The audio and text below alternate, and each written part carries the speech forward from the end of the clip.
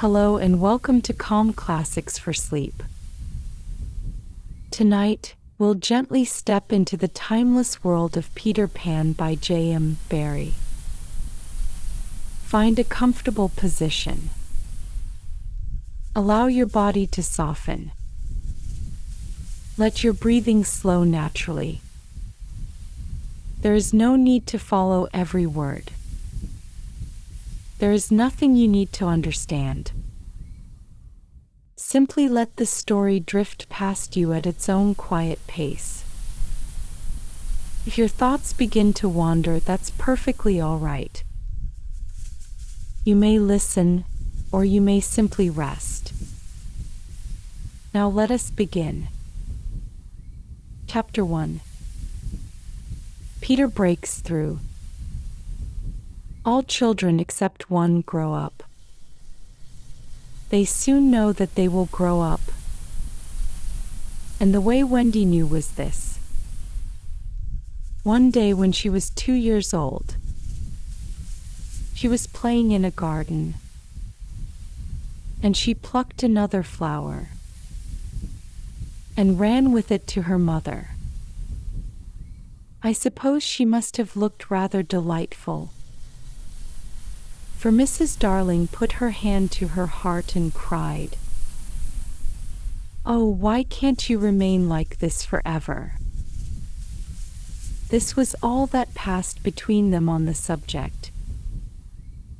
But henceforth Wendy knew that she must grow up. You always know after you are 2. 2 is the beginning of the end. Of course they lived at 14.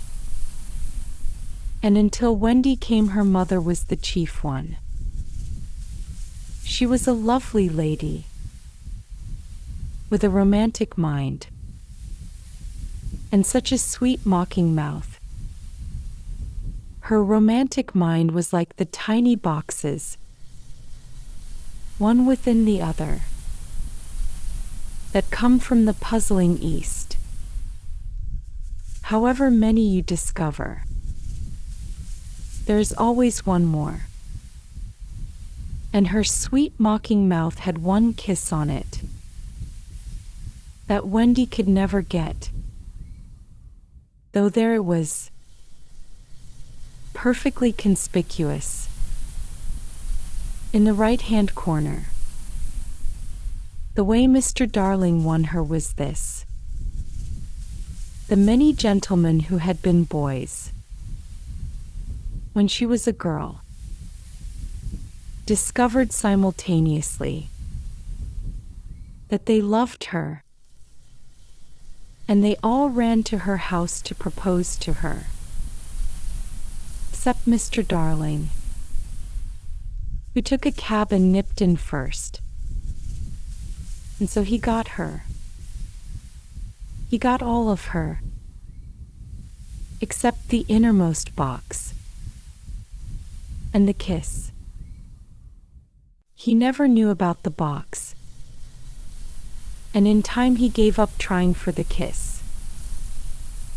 Wendy thought Napoleon could have got it, but I can picture him trying, and then going off in a passion, slamming the door.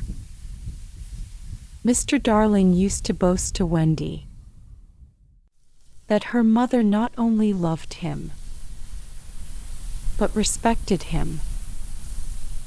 He was one of those deep ones who know about stocks and shares. Of course, no one really knows, but he quite seemed to know.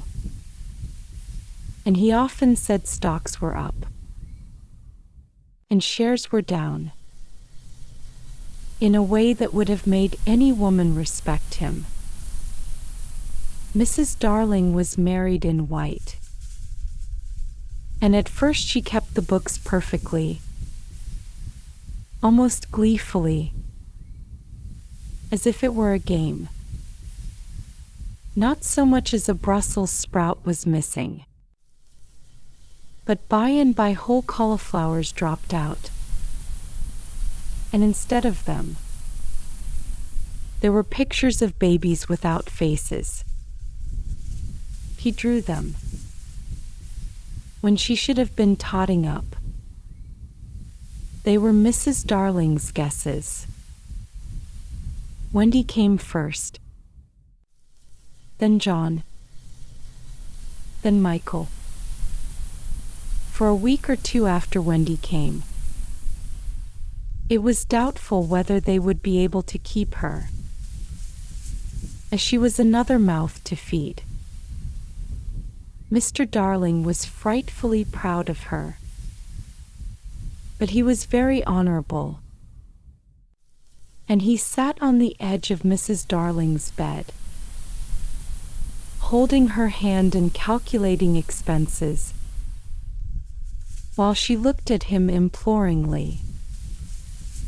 She wanted to risk it, come what might, but that was not his way. His way was with a pencil and a piece of paper. And if she confused him with suggestions, he had to begin at the beginning again. Now don't interrupt, he would beg of her. I have £1.17 here, and 2 6 at the office. I can cut off my coffee at the office, say 10 shillings, making 2 9 6. With your 18 and 3 makes 397. With 5 naught in my checkbook makes 897. Who is that moving? 897 dot and carry 7. Don't speak my own. And the pound you lent to that man who came to the door. Quiet child. Dot and carry child. There, you've done it. Did I say 997? Yes, I said 997. The question is, can we try it for a year on 997? Of course we can, George, she cried. But she was prejudiced in Wendy's favor, and he was really the grander character of the two. Remember Mumps, he warned her almost threateningly. And off he went again. Mumps, £1. That is what I have put down. But I dare say it will be more like 30 shillings. Don't speak. Measles 1.5. German measles half a guinea. Makes 2.15.6. Don't waggle your finger. Whooping cough, say 15 shillings. And so on it went. It added up differently each time. But at last Wendy just got through, with mumps reduced to 12.6, and the 2 kinds of measles treated as one. There was the same excitement over John, and Michael had even a narrower squeak. But both were kept, and soon you might have seen the 3 of them going in a row to Miss Folsom's kindergarten school, accompanied by their nurse. Mrs. Darling loved to have everything just so, and Mr. Darling had a passion for being exactly like his neighbors. So, of course, they had a nurse. As they were poor, owing to the amount of milk the children drank, this nurse was a prim Newfoundland dog called Nana. She had always thought children important, and she proved to be quite a treasure of a nurse. How thorough she was at bath time, up at any moment of the night, if one of her charges made the slightest cry. Her kennel was in the nursery. She had a genius for knowing when a cough is a thing to have no patience with, and when it needs stocking round your throat. She believed to her last day in old-fashioned remedies like rhubarb leaf, and made sounds of contempt over all this newfangled talk about germs. No nursery could possibly have been conducted more correctly, and Mr. Darling knew it. Yet he sometimes wondered uneasily whether the neighbors talked. He had his position in the city to consider. Mrs. Darling first heard of Peter when she was tidying up her children's minds. It is the nightly custom of every good mother, after her children are asleep, to rummage in their minds and put things straight for next morning, repacking into their proper places the many articles that have wandered during the day. If you could keep awake, you would see your own mother doing this. You would find it very interesting to watch her. It is quite like tidying up drawers. Among these tidied thoughts, Mrs. Darling found something he could not understand. The word Peter. She knew of no Peter, and yet he was here and there, in John and Michael's minds, while Wendy's began to be scrawled all over with him. The name stood out in bolder letters than any of the other words. Yes, he is rather cocky, Wendy admitted with regret. But who is he, my pet? He is Peter Pan, you know, Mother. At first Mrs. Darling did not know, but after thinking back into her childhood, he just remembered a Peter Pan who was said to live with the fairies. There were odd stories about him, as that when children died, he went part of the way with them, so that they should not be frightened.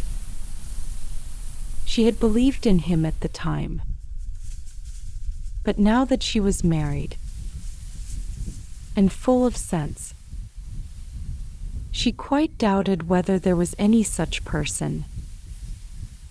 Besides, she said to Wendy, he would be grown up by this time. Oh no, he isn't grown up, Wendy assured her confidently. And he is just my size. Mrs. Darling consulted Mr. Darling. He smiled pooh-pooh. Mark my words, he said. It is some nonsense Nana has been putting into their heads. Leave it alone and it will blow over. But it would not blow over. And soon the troublesome boy gave Mrs. Darling quite a shock. Children have the strangest adventures without being troubled by them. For instance, they may remember to mention, a week after the event happened, that when they were in the wood, they had met their dead father and had a game with him. It was in this casual way that Wendy one morning made a disquieting revelation.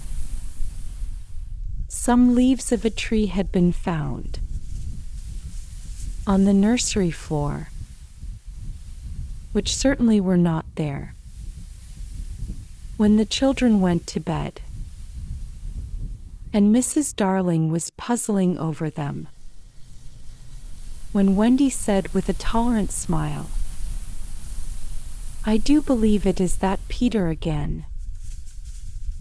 "Whatever do you mean, Wendy?"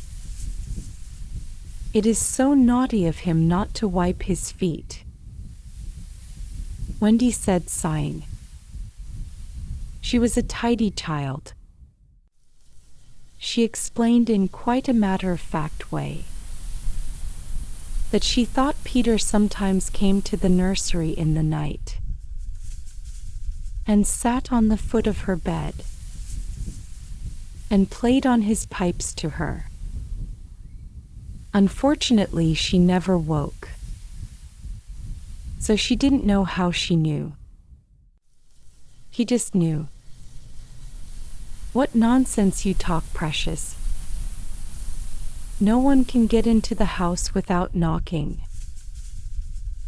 "I think he comes in by the window," she said. "My love, it is 3 floors up." "Were not the leaves at the foot of the window, Mother?" It was quite true. The leaves had been found very near the window. Mrs. Darling did not know what to think, for it all seemed so natural to Wendy that you could not dismiss it by saying she had been dreaming. "Why, child," the mother cried, "why did you not tell me of this before?" "I forgot," said Wendy lightly. She was in a hurry to get her breakfast. Oh, surely she must have been dreaming. But on the other hand, there were the leaves.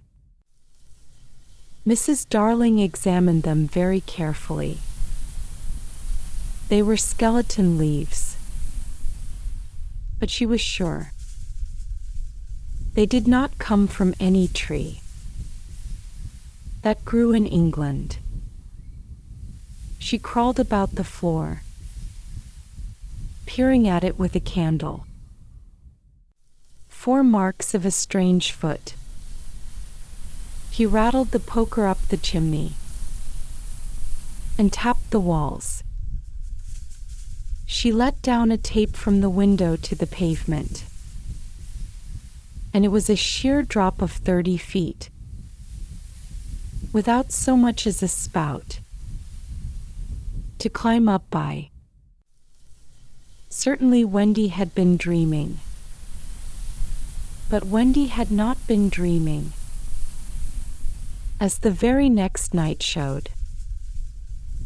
The night on which the extraordinary adventures of these children may be said to have begun. On the night we speak of, all the children were once more in bed. It happened to be Nana's evening off, and Mrs. Darling had bathed them and sung to them, till one by one they had let go her hand and slid away into the land of sleep. All were looking so safe and cozy that she smiled at her fears now and sat down tranquilly by the fire to sew.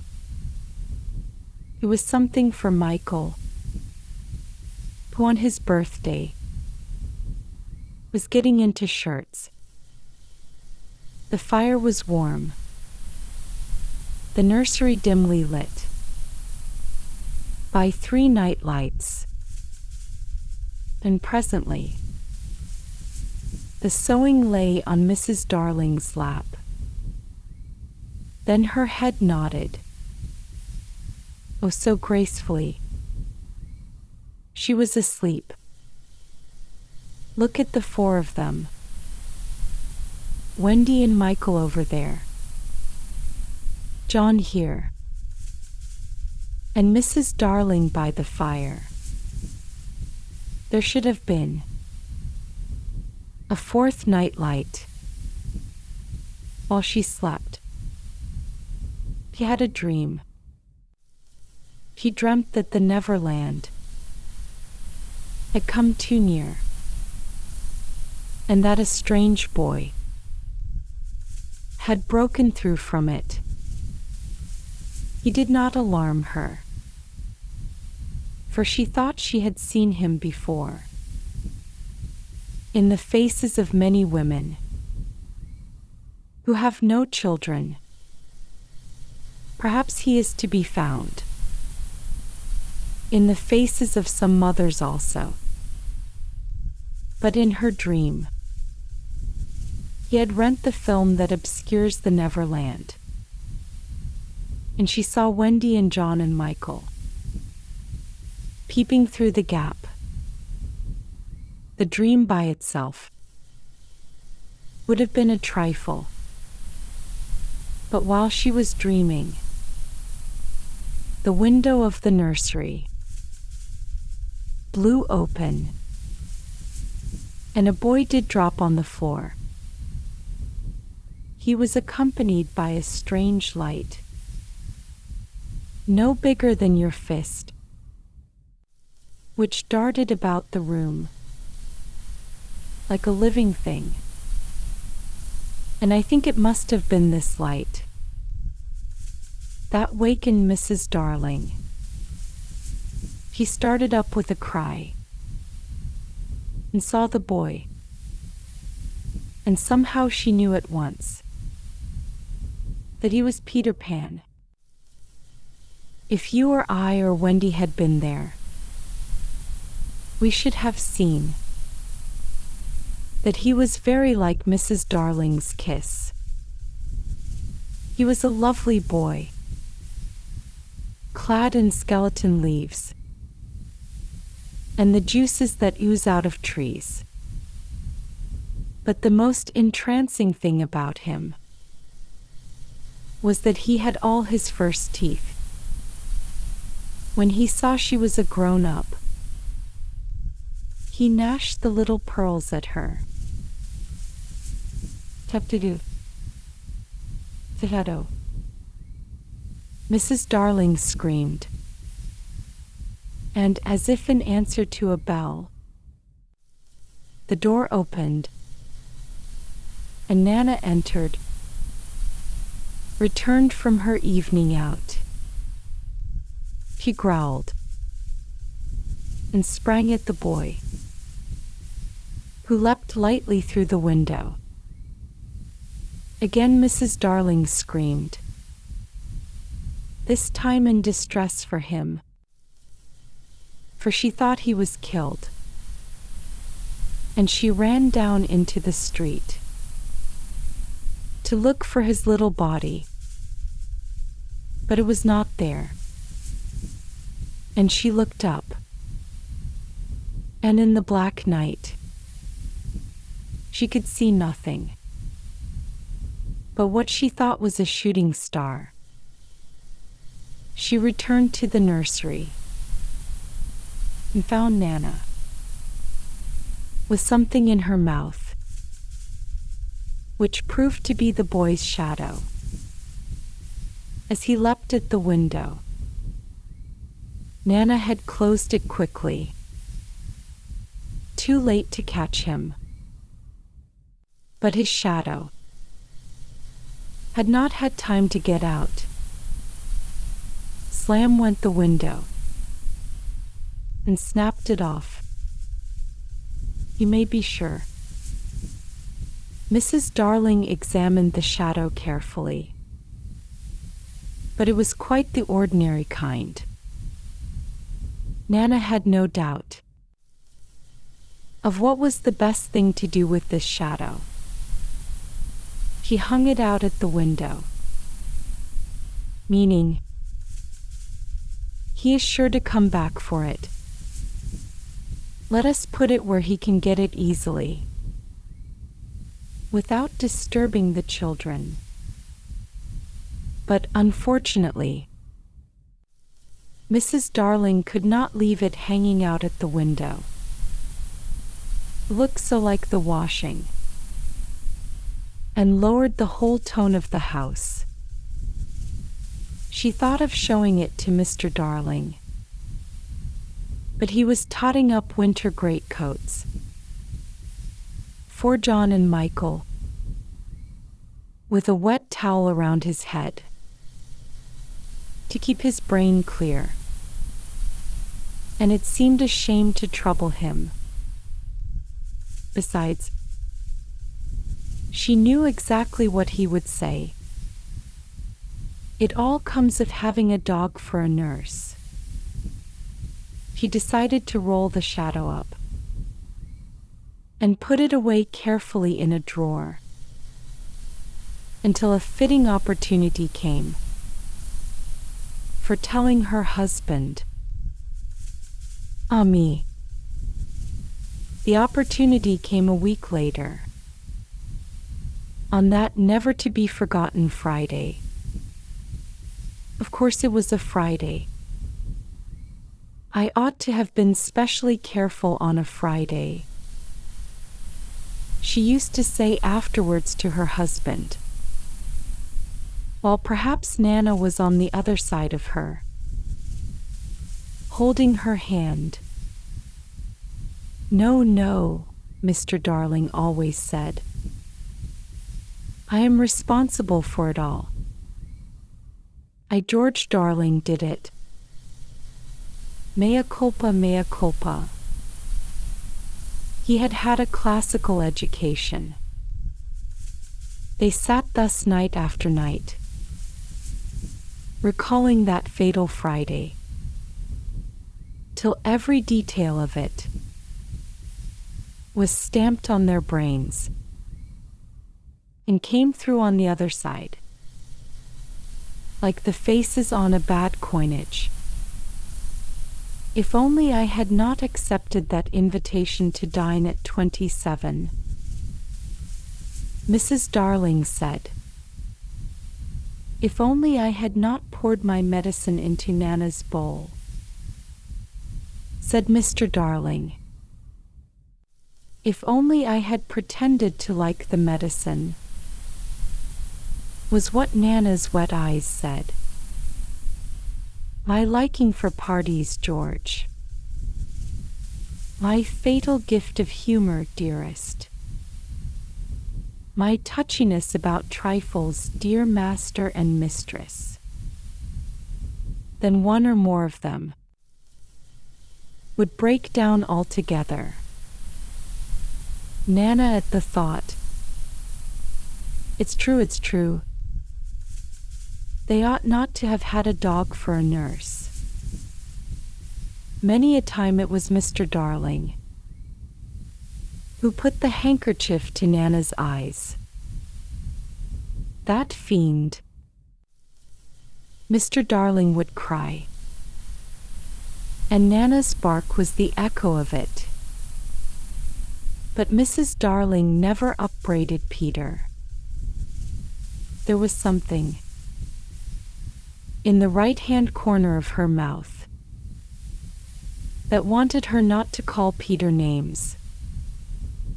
They would sit there in the empty nursery, recalling fondly every smallest detail of that dreadful evening. It had begun so uneventfully, so precisely like 100 other evenings, with Nana putting on the water for Michael's bath and carrying him to it on her back. I won't go to bed, he had shouted. I won't, I won't. Nana, it isn't 6 o'clock yet. Oh dear, oh dear. I shan't love you any more, Nana. I tell you I won't be bathed, I won't, I won't. Then Mrs. Darling had come in, wearing her white evening gown. She had dressed early, because Wendy so loved to see her in her evening gown, with the necklace George had given her. She was wearing Wendy's bracelet on her arm. She had asked for the loan of it. Wendy loved to lend her bracelet to her mother. She had found her two older children, playing at being herself and father. On the occasion of Wendy's birth, and John was saying, "I am happy to inform you, Mrs. Darling, that you are now a mother," in just such a tone as Mr. Darling himself may have used on the real occasion. Wendy had danced with joy, just as the real Mrs. Darling must have done. Then John was born, with the extra pomp that he conceived due to the birth of a male. And Michael came from his bath to ask to be born also. But John said brutally that they did not want any more. Michael had nearly cried. "Nobody wants me," he said. And of course, the lady in the evening dress could not stand that. "I do," she said. "I so want a third child." "Boy or girl?" asked Michael. "Boy." Then he had leapt into her arms. Such a little thing for Mr. and Mrs. Darling and Nana to recall now. But not so little. If that was to be Michael's last night in the nursery. They go on with their recollections. "It was then that I rushed in like a tornado, wasn't it?" Mr. Darling would say, scorning himself. And indeed he had been like a tornado. Perhaps there was some excuse for him. He too had been dressing for the party, and all had gone well with him, until he came to his tie. It is an astounding thing to have to tell. But this man, though he knew about stocks and shares, had no real mastery of his tie. Sometimes the thing yielded to him, without a contest. But there were occasions when it would have been better for the house if he had swallowed his pride and used a made-up tie. This was such an occasion. He came rushing into the nursery with the crumpled little brute of a tie in his hand. "Why, what is the matter, father dear?" "Matter?" he yelled. He really yelled. "This tie it will not tie." He became dangerously sarcastic. "Not round my neck. Round the bedpost." "Oh yes, 20 times have I made it up round the bedpost. But round my neck, no. Oh dear, no. Begs to be excused." He thought Mrs. Darling was not sufficiently impressed, and he went on sternly, "I warn you of this, mother, that unless this tie is round my neck, we don't go out to dinner tonight. And if I don't go out to dinner tonight, I never go to the office again. And if I don't go to the office again, you and I starve, and our children will be flung into the streets. Even then Mrs. Darling was placid. "Let me try, dear," she said. And indeed, that was what he had come to ask her to do.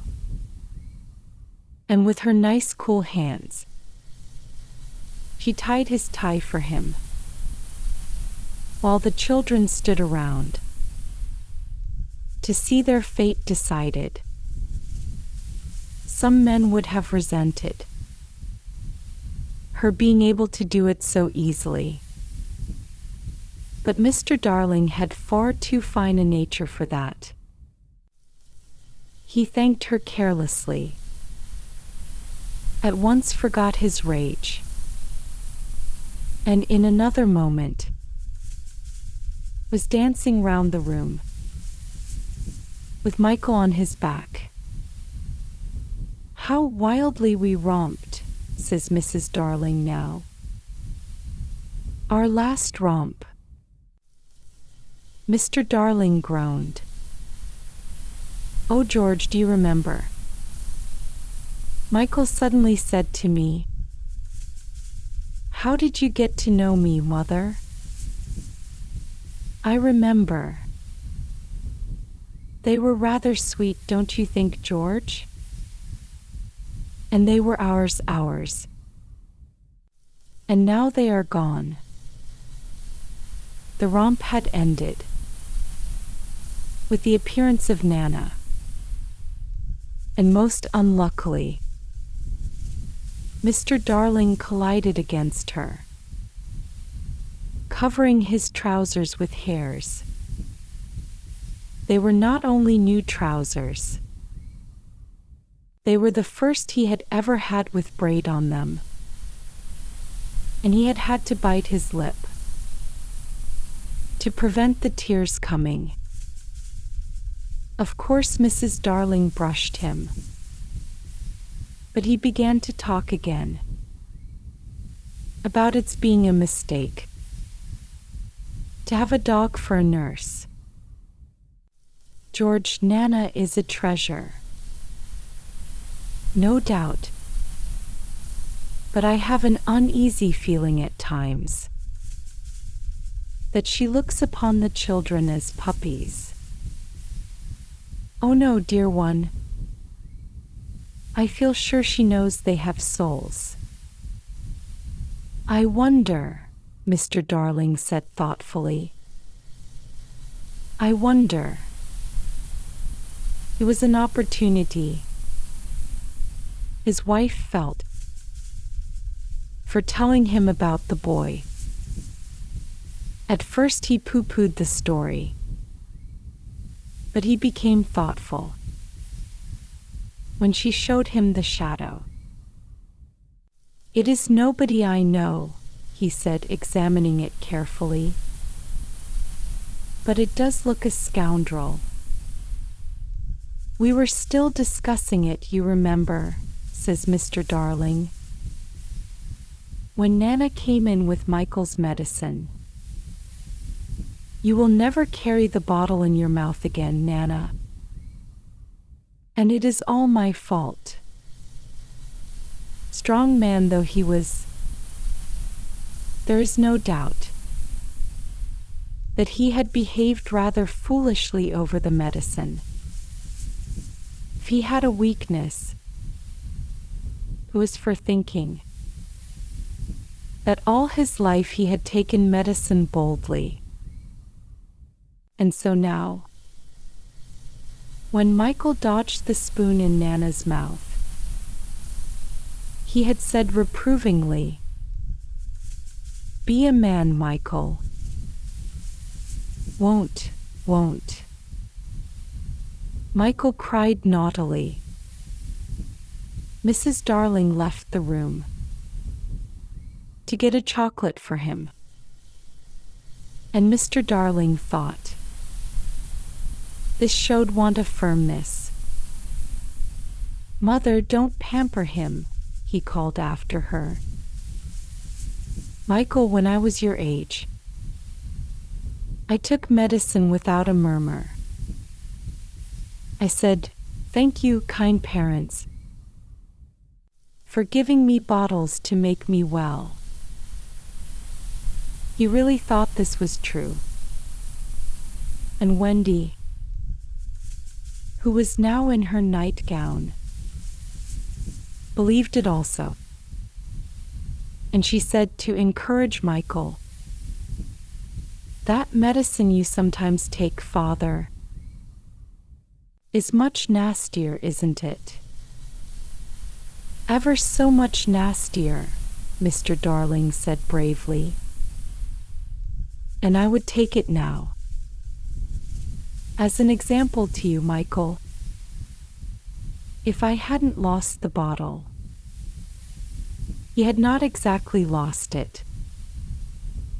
He had climbed in the dead of night to the top of the wardrobe and hidden it there.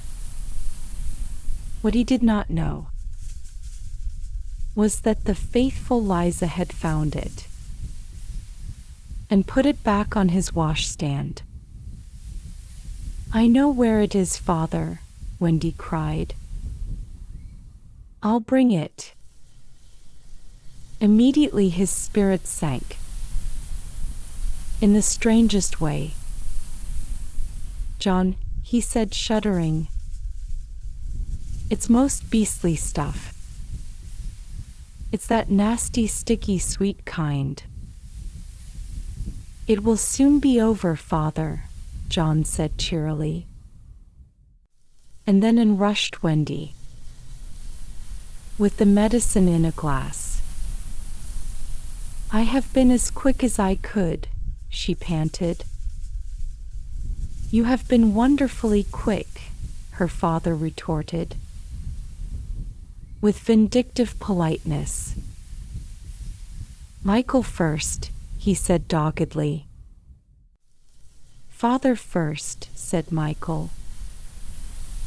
"I shall be sick, you know," Mr. Darling said threateningly. "Come on, Father," said John. "Hold your tongue, John," his father rapped out. Wendy was quite puzzled. "I thought you took it quite easily, Father." "That is not the point," he retorted. "The point is that there is more in my glass than in Michael's spoon. And it isn't fair. I would say it though it were with my last breath. It isn't fair." "Father, I am waiting," said Michael coldly. "It's all very well to say you are waiting. So am I waiting. Father's a cowardly custard. So are you a cowardly custard. I'm not frightened. Neither am I frightened. Well then, take it. Well then, you take it." Wendy had a splendid idea. Why not both take it at the same time? "Certainly," said Mr. Darling. Wendy gave the words. 1, 2, 3. And Michael took his medicine. But Mr. Darling slipped his behind his back. There was a yell of rage from Michael. And, "Oh, Father!" Wendy exclaimed. "What do you mean by, 'Oh, Father'?"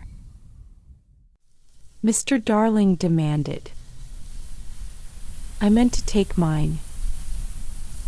But I missed it." It was dreadful. The way all three were looking at him. Just as if they did not admire him. Look here, all of you, he said entreatingly. I have just thought of a splendid joke. I shall pour my medicine into Nana's bowl, and she will drink it thinking it is milk. The children did not have their father's sense of humor, and they looked at him reproachfully as he poured the medicine into Nana's bowl. Nana lapped it. Then she gave Mr. Darling such a look. Not an angry look. She showed him the great red tear that makes us so sorry for noble dogs, and crept into her kennel. Mr. Darling was frightfully ashamed of himself, but he would not give in. In vain, he cried. The proper place for you is the yard, and there you go to be tied up this instant. Alas, he would not listen, and when commands would not draw Nana from the kennel, he lured her out with honeyed words, and seizing her roughly, dragged her from the nursery. He was ashamed of himself, and yet he did it. In the meantime, Mrs. Darling had put the children to bed in unwonted silence. They could hear Nana barking. That is not Nana's unhappy bark, Wendy said. That is her bark when she smells danger. Danger. Mrs. Darling quivered and went to the window. It was securely fastened. She looked out, and the night was peppered with stars. They were crowding round the house, as if curious to see what was to take place there. Yet a nameless fear clutched at her heart. Oh, how I wish that I wasn't going to a party tonight.